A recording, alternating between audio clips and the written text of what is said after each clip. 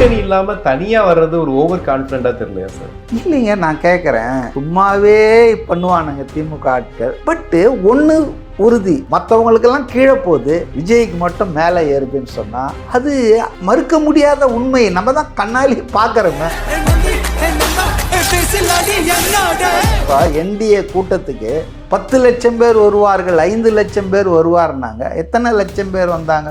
1 லட்சம் கூட வந்தாங்களான்னு. வந்தவங்கெல்லாம் தூங்கிட்டு இருந்தாங்கன்னு சொல்லி இந்த மொட்டை வெயிலில் எவனா கூட்டம் போடுவானாங்க. மடையர்கள் தான் இப்படிலாம் திட்டமிடுவார்கள். சில்லறத்தனமாக இருக்குது, சைல்டிஷாக இருக்கு. இப்போ நோட்டும் கொடுக்கணும், சீட்டும் கொடுக்கணும்னா விஜய் கிட்ட இது நடக்காது. விஜய் அட் பெஸ்ட் சீட்டு கொடுப்பாரு.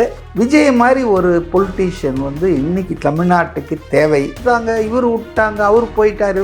தினகரன்லாம் யாரும் சேர்த்துக்க மாட்டாங்க. அதுவும் விஜய் ஒரு தூய்மையான ஆட்சி. நல்லா யோசிச்சு பாருங்க. தினகரனை பக்கத்தில் வச்சு பேசின பேச்சை பேச முடியுமா விஜயால? அது அவருக்கு தெரியாதா? Is not a pool. ஏன்னா இங்கே விஜய் இஸ் த பாஸ். அவர் தெளிவாக இருக்கிறாரு. இந்த மாதிரி சில்லறத்தனம், இந்த மாதிரி அந்த யூஷுவல் வே ஆஃப் பாலிடிக்ஸ் தேவையில்லை. I want to play different type of politics. அவர் கூட யாரும் போல, அவர் கூட யாரும் போலன்னா அவர் சேர்த்துக்கலையா?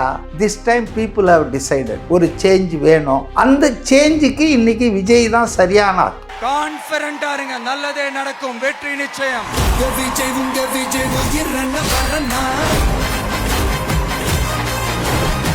உலகெங்கும் வாழும் தமிழ் நெஞ்சங்களுக்கு கிறிஸ்டியின் அன்பு வணக்கம். நம்மோடு அரசியல் விமர்சகர் மதிவாணன் நினைஞ்சிருக்காரு. வணக்கம் சார். வணக்கம். விஜயகாந்த் அவர்களுக்கும் இருந்துச்சு, நீங்க கூட மென்ஷன் பண்ணி சொன்னீங்க, சில தவறுகள் உயிரோடு இருக்கும் போதே அரசியல் தவறுகள். எஸ், அதுல மக்கள் நல கூட்டணியை எல்லாரும் மென்ஷன் பண்ணி சொல்லிட்டே இருப்பாங்க. அந்த தவிர பண்ணாம இருந்திருந்தா விஜயகாந்த் அவர்கள் வேற மாதிரி இருந்திருப்பாங்க. இல்லைங்க, அது ஒரு காரணம்னு நான் சொல்லலை. அவங்க அதுக்கு முன்னாலே தவறுகள் நிறைய குடும்ப அரசியலை கொண்டு வந்தாருங்க. விஜயகாந்த் அவர் மேலே மரியாதை மதிப்பு இருந்தது. அப்போவும் இந்த சுத்தீஸு, இந்த பிரேமலதா இவங்க தான் கண்ட்ரோல் பண்ணாங்க பேக்கில் இருந்துட்டு பார்ட்டியை, டிஸ்ட்ரிபியூஷன் ஆஃப் சீட்ஸ்லாம். ரெண்டாவது அவர் பொதுவெளியில் நான் சொல்ல விரும்பலை, அவருக்கு ஒரு தீய பழக்கம் உண்டு. கண்டிப்பாக அது ரொம்ப வெளியே கிளாரிங்காக தெரிஞ்சுதுங்க. சும்மாவே பண்ணுவானுங்க திமுக ஆட்கள். ஜெயலலிதா கிட்ட சட்டமன்றத்தில் நாக்க முடிக்கின்னு கண் சிவந்து பேசுனதெல்லாம் அவருக்கு அகைன்ஸ்டாக ப்ராபகண்டா பண்ணாங்க. ரெண்டாவது வடிவேலு மாதிரி ஒரு கேவலமான ஆளை, ஜோக்கரை தூக்கின்னு போட்டு திமுக எந்த அளவுக்கு அவங்கள பண்ணாங்க. இப்போ கூட விஜயை மீடியாவை பாருங்கள், ப்ரெஸ் கான்ஃபரன்ஸ் வாங்கன்னு சொல்கிறதுக்கு எதுக்கு தெரியுமா? இவங்களுடைய சொம்புகள், அண்டாக்கள், குண்டாக்கள் எல்லாம் விட்டு ஆனால் விஜய் மாதிரி ஒரு ஆள், அவர் புத்தர் மாதிரி உட்காந்துட்டு இருப்பார். ஒரு ஆள் சொன்னார், நான் 1 மணி நேரம் பேசிகிட்டு இருந்தேன் விஜய்கிட்ட, அவர் 2 நிமிஷம் தான் திரும்பி என்கிட்ட பேசினாருன்னு. அதனால் இவங்க பருப்பெல்லாம் இந்த விஜய்கிட்ட வேகாதுங்க. அமைதியாக அப்படியே இருந்துட்டு. ஆமாம், அமைதியாக கடந்து போவார். கூட்டணி இல்லாமல் தனியாக வர்றது ஒரு ஓவர் கான்ஃபிடென்ட்டாக தெரியலையா சார்? இல்லைங்க, நான் கேட்குறேன். நான் ஆரம்பத்திலே உங்களுக்கு பதில் சொன்னேன். அதாவது அன்பிரிடிக்டபிள் ரிசல்ட்டு தாங்க. ஒருத்தர் ஆட்சிக்கு வந்துடுவார், 200, 210, 200 அதெல்லாம் நான் அடித்து விட விரும்பலை. ஆனால் அவர் தான் முதல் அரசியல் கட்சியாக இருப்பார். ஃபஸ்ட்டுனா த லார்ஜஸ்ட் எம்எல்ஏஸ் அவர் கையில் இருப்பாங்க. அவருக்கு 118 கிடைக்குமா? அதை நான் இப்போ சொல்ல மாட்டேன். கிவன் திஸ் ஃப்ளூயிட் பொலிட்டிக்கல், இப்போ காங்கிரஸ் வருமா, விசிகா இருக்குமா, இன்னும் நிறைய இப்ஸ் அண்ட் பட்ஸ் இருக்குங்க. எதுவுமே முடியல. உங்களுக்கு ஒரு விஷயம் தெரியுமா? காங்கிரஸ் திமுக கிட்ட அதனுடைய மேலிட பார்வையாளர் அந்த கிரீஷ் சோடங்கர் டிசம்பர் 15க்குள்ளே எங்களுக்கு முடிவு சொல்லுங்கன்னு சொல்லி டிசம்பர் 1st வீக்லேயே சொல்லிட்டாங்க. இன்னி வரைக்கும் ஜனவரி 15 இல்லை, பிப்ரவரி 15 வரைக்கும் சொல்ல மாட்டாங்க திமுக. ஏன்னா அதுக்கு ஒரு மோட்டிவ் இருக்குங்க.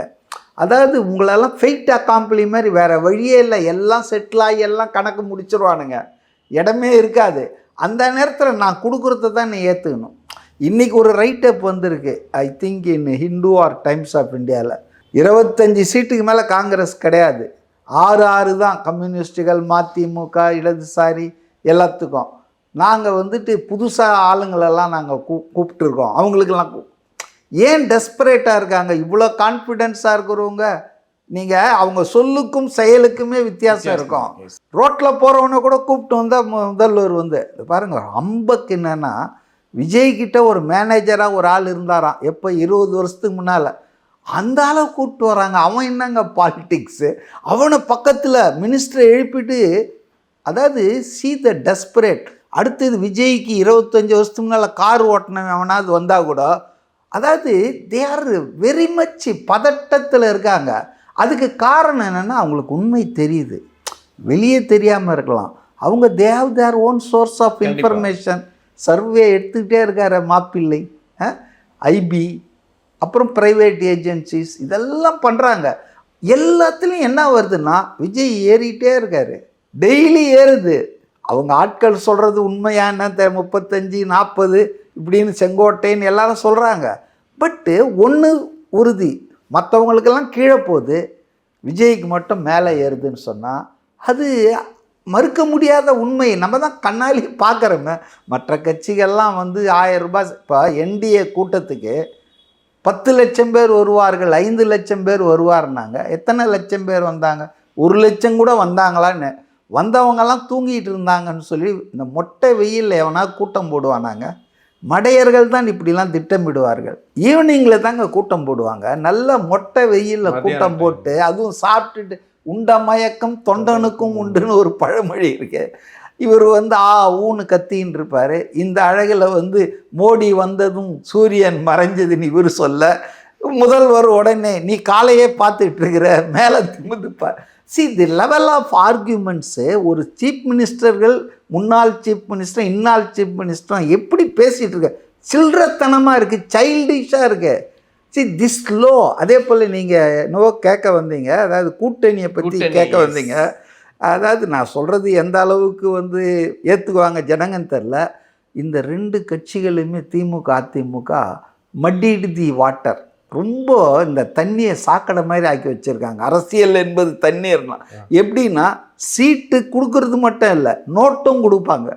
இப்போ உங்களுக்கு வந்து ஒரு ஒரு ஒரு கட்சி கேட்டுட்டு இருக்குதான், எந்த அணியிலும் சேராது, நான் பேர் சொல்ல விரும்பலை, 30 சீட்டு 300 கோடி, ஒரு ராஜ்யசபா சீட்டு, முடிஞ்சா துணை முதல்வர். இவ்வளவும் ஒரு கட்சி ஒரு கட்சி சொல்லிட்டு இருக்குதான். நான் எதுக்கு சொல்ல வரேன்னா, சீட்டோட கதை முடியறதில்ல. இப்போ திமுக 6 சீட்டு தான், 5 சீட்டுன்னா 10 சீட்டு கொடுத்தா 10 இன்ட்டு கோடி. இவங்க எப்படி கொடுக்குறாங்க, ஏன் கொடுக்குறாங்கன்றத வாங்குறோனும் தெரியும், கொடுக்குறோம். அதனால தான் முன்ன மாதிரி தொகுதி உடன்பாடு கிடையாது. இப்போ தேர்தல் முடிஞ்சவொன்னா அவங்கவுங்க வேலையை பார்த்துட்டு போகிறதில்ல, அப்படியே கொத்தடிமை பல்லுக்கு தூக்கிட்டு திரிவாங்க அடுத்த தேர்தல் வரை. அது ஏன்னா பிகாஸ் ஆஃப் திஸ் மணி. இப்போ நோட்டும் கொடுக்கணும், சீட்டும் கொடுக்கணும்னா விஜய்கிட்ட இது நடக்காது. விஜய் அட் பெஸ்ட்டு சீட்டு கொடுப்பாரு, ஜெயிக்க வைக்கிறதுக்கு வேலை செய்வார். அவருடைய அந்த பாப்புலாரிட்டி மே ஹெல்ப் யூ. ஆனால் அவர்கிட்ட போய் இந்த மாதிரி 200 கோடி கொடு, 300 கோடி கொடுன்னா அவர் எங்கே வச்சுருக்காரு? ஸோ அதுதான் மெயினாக கூட்டணி வரலன்றாங்கள. வைட்டமின் பாவை அவர் காட்ட மாட்டேன்றாரு. இப்போ ஒரு சின்ன விஷயந்தான், அந்த இவர் எழுதிட்டார் பாவம் பிரவீன் சக்கரவர்த்தி, என்ன போட்டாங்க. It is a fact. 1947 2021 Tamil Nadu government, Kamaraj, Bhaktavatsalam, Karunanidhi, MGR, Jayalalithaa, Edappadi எல்லாரும் வாங்கந்து 4.5 லட்சம் கோடி. இன்றைக்கி இந்த 2021 ஸ்டாலின் மட்டுமே 4.5 லட்சம் கோடிக்கு மேலே கடன் வாங்கியிருக்காரு. இன்றைக்கி நம்ம தான் டாப் கண்ட்ரிலேயே. அதுக்கு பல்வேறு காரணங்கள் இருக்குது. 9.5 லட்சம் கோடி கடன் வச்சுருக்கோம் தமிழ்நாட்டில். அப்போ இதெல்லாம் என்னென்னா mismanagement of finance by both the parties தான்.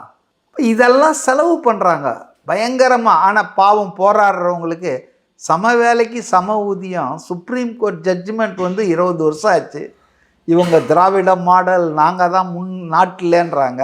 ஒரு உச்சநீதிமன்ற தீர்ப்பை அதை நீங்கள் இம்ப்ளிமெண்ட் பண்ணுறேன்னு உறுதிமொழி வேறு கொடுத்துருக்கீங்க. அப்புறம் இதெல்லாம் செய்ய கேட்டால் பணம் இல்லைன்றீங்க, ஆனால் எப்படி வாரி விடுறீங்க பணத்தை? அதனால் தேர்தல் ஆதாயத்துக்காக அவர் சொன்னார் பாருங்கள், விஜய் கூட கலராக விட்டுட்ருக்காங்க அனௌன்ஸ்மெண்ட்டுன்னு. ரொம்ப மோசமான விஷயம். நான் ஒன்றே ஒன்று சொல்கிறேன், இந்த லேப்டாப் கொடுக்குறது. see that laptop giving to students வந்து ரொம்ப ஒண்டர்ஃபுல் ஸ்கீம். அது யார் இனிஷியேட் பண்ணியிருந்தாலும் ஜெயலலிதா பீரியடில் தான் அது வந்தது. ஆமாம். அவங்க அந்த +2க்கெலாம் கொடுத்தாங்க. இன்றைக்கும் ஒரு ஆள் வச்சுட்டு இருந்தான். அன்றைக்கி நான் பேசிட்டு இருக்கும்போது சார் இதான் அவங்க கொடுத்தது தான் சார் எனக்கு ரொம்ப யூஸ். இன்றைக்கி மீடியாவில் இருக்கார் அந்த ஆள், ஐடியில் இருக்கார். ஓகே, எனக்கு தெரியாது, சொல்கிறேன் பாருங்கள். ஆனால் இன்றைக்கி அது நின்று போச்சு. நீங்கள் உண்மையிலேயே கல்வியில் சிறந்த தமிழ்நாடு இதெல்லாம் உண்மைன்னா அந்த ஸ்டூடெண்ட்ஸை பற்றி யோசித்துருக்கணும்ல. எப்போ யோசிக்கிறீங்க? 4.25 வருஷம், இன்னும் 2 மாதம் தான் நீங்கள் ஆட்சியில் இருப்பேன். அப்புறம் வந்துட்டு இது மாடல் கோட் ஆஃப் கான்டக்ட் வந்துட போகுது, தேர்தல் நடத்தை விதிகள். அப்புறம் நீங்கள் எதுவுமே பண்ண முடியாது. நீங்கள் என்ன பண்ணுறீங்க? காலேஜாக ஓடிட்டுருக்கீங்க. இப்போ 20 லட்சம் லேப்டாப், 10 லட்சம் லேப்டாப், அதில் என்ன கமிஷன் வந்துருக்குதோ எனக்கு தெரியாது. இப்போ போய் என்ன பண்ணுறீங்கன்னா ஹைஸ்கூல் ஸ்டூடெண்ட்ஸ் கொடுக்கல, இன்னும் 2 மாதத்தில் கோர்ஸ் முடிச்சுட்டு வெளியே போக போகிறான் பாருங்கள், காலேஜ் ஸ்டூடெண்ட்ஸ் கொடுக்குறீங்க. What is the purpose? ஓட்டு போடணும். அவங்க 18 வயசுக்கு மேலே அவன் தான் இருக்கான், அவனுக்கு ஓட்டு. ஸோ மியர் ஓட்டு வேட்டை தாங்க.